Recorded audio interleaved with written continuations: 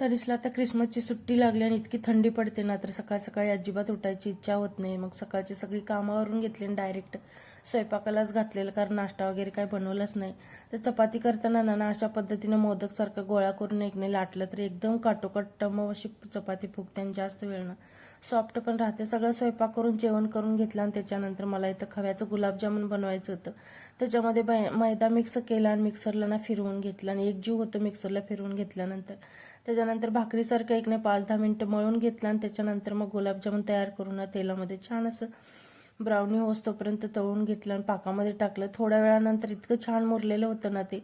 तनिषला हेच चाललं होतं रसगुल्ला खाऊ की गुलाबजामुन खाऊ. त्याच्यानंतर संध्याकाळच्या वेळेला मस्त अशी तनिषने दिवाबत्ती केली आणि भाजीला काही खायची इच्छा नसली ना तर मग असा रोल करून खावा लागतं तर मस्त लागतं. त्याच्यानंतर थोडंसं तनिष बरोबर लुडो वगैरे खेळला. तर कसा वाटला मिनी ब्लॉग? आवडला असेल तर चॅनलला लाईक शेअर आणि सबस्क्राईब करा.